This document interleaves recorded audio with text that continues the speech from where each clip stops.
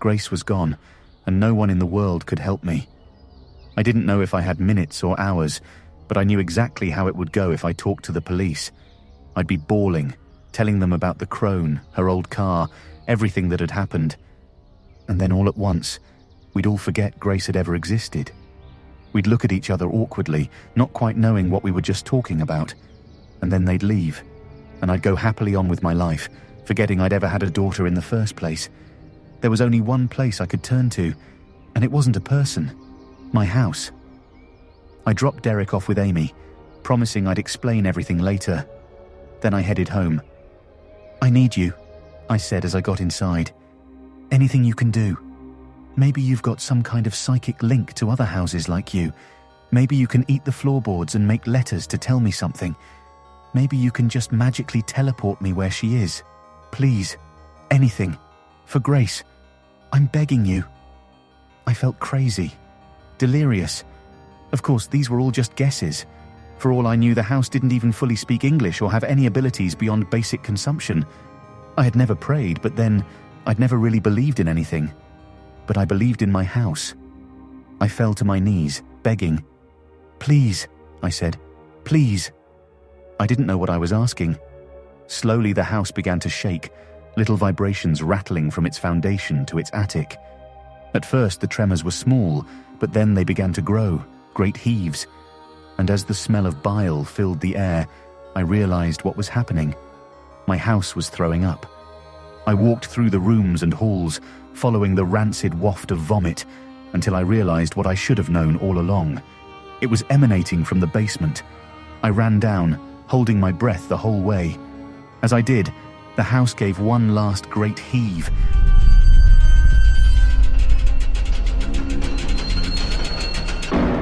Shattering every window. I raised an arm to my eyes, trying to protect myself from the falling glass. Then, when I looked up, I saw something in the hot spot, a tiny quivering lump. When I approached, I saw feathers soaked in stomach acid. Then I recognized the bird. It had been the very one the crone sacrificed to the house when she visited. Now, looking half dead and soaked in the house's acid, the bird took a hesitant step and fell. It got up and took another. Finally, it grew steady and looked up at me with the one good eye that had made it back from the other side. "Help me," I said. "Find Grace." The bird shook its feathers, a fine mist flying off in all directions. Then it flew out the window, barely making the ascent. I sprinted up the stairs and ran outside, spotting the bird as it cleared my rooftop. It was headed northwest, weaving a little through the rain, but definitely headed in that direction. I got in the car and began to follow. As I followed the bird, I ran every red light and stop sign. I went the wrong way on one-way streets. I didn't care. Whatever kept me on course. Every second, I thought of Grace, holding onto her memory in my mind as if that very act would keep her from disappearing. I'm sure I would have hit a semi and died if I'd had to drive far. Lucky for me, the drive wasn't far. Less than a mile from home, the bird suddenly stopped and fell from the sky. It landed in a dead lump in the middle of the street. Somehow, I'd ended up in a quiet neighborhood I'd never visited before.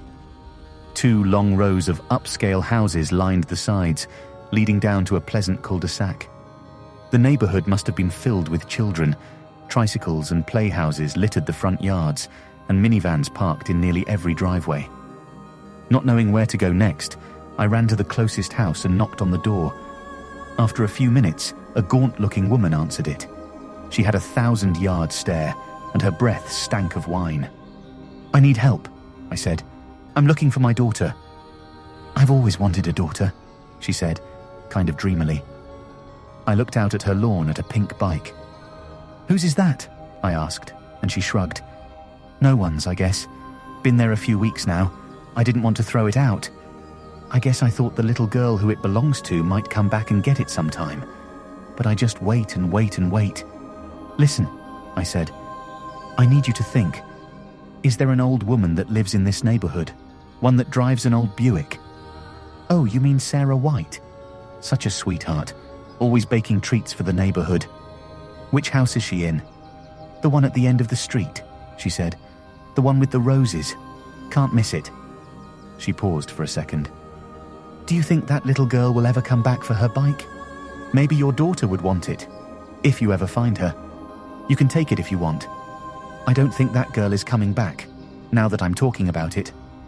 She looked off, lost in thought again, and repeated, "I've always wanted a daughter."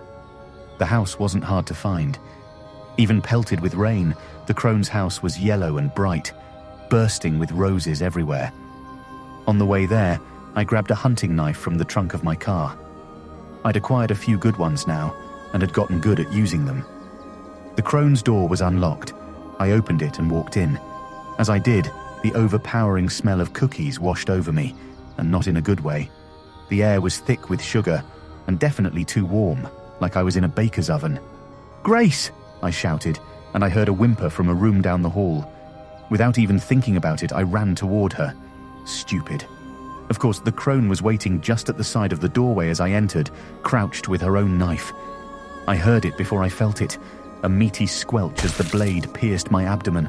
Blood poured from the wound as I fell to the ground. The crone backed up, practically gleeful. "You mothers are all the same when it comes to your little ones," she said. "That's what makes it so easy." And for a second, the fear took me. I could see it all playing out as the crone had planned. I'd disappear into nothing, then Grace soon after. Derek would be next. All of us gone forever, erased for eternity. The blood poured from my wound, and I saw all of our futures slipping away, ready to join the 100 other children she'd already erased. Then I looked across the room to see Grace. She was tied to a chair and placed at a table laden with cakes and pies, cookies and candies. Her face was smeared with chocolates and crumbs. She looked alive, but half asleep.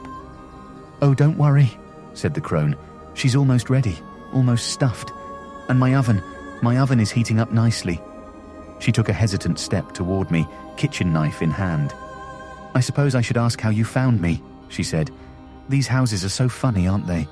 They do surprise you with their abilities. Even after all this time, I'm still getting to know mine, and we've been together for a long, long time." As she spoke, I got to my feet, knife in hand. The crone took a step back, suddenly less sure of herself. "You're stronger than you look," she said. "I'll give you that. Just how much have you been feeding that thing?" It was true. Over the last few months, as I'd fed the house man after man, I'd noticed it was easier to lift the kids on the way to bed, and that I no longer got winded on the stairs. I took a step toward her, knife out.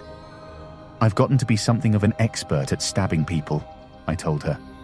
"I even took the time to study some basic human anatomy.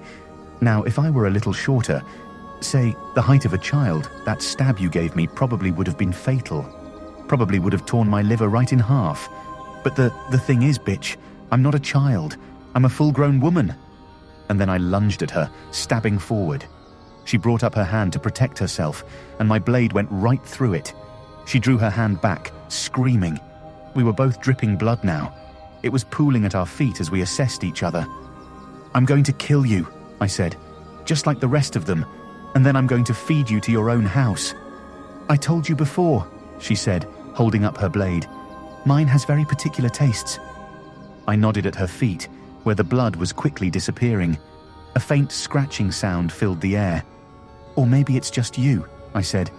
"Maybe there's something vile you like to do, something you like to blame on the house. Maybe you're the one who likes children." As the words left my mouth, she screamed and lunged at me. It was exactly what I wanted. I easily dodged her swing and plunged my knife into her chest, right into her heart. She fell into a bloody lump on the floor. As she bled out, her house continued to drink. Maybe it had been hungry for her for a long time. I'd never seen my own house eat so fast. Her body couldn't have lasted more than a few seconds before she disappeared. I ran to Grace and untied her. As soon as she got up from the chair, she threw up everywhere. Then she looked at me with wide eyes. "I'm sorry," she said. "She made me eat. I didn't even want to. She made me." "I know," I said. "I know." I looked all around us. The kitchen was like nothing I'd ever seen before. There were maybe 4 or 5 ovens, a couple of them twice the size of mine at home. There were also 3 fridges, a walk-in pantry, and a deep fryer. I didn't want to think about how the crone had used everything in here. How old had she been? And how many children had she fed to the house? It wasn't the house's fault. I genuinely believed that. Like Aaron had used to say, it was just a tool, one with a bad master. At the same time, I wasn't sure who would wind up on its deed next. For all I knew, the crone had a sister or a nephew with the exact same appetites, all ready to inherit it next.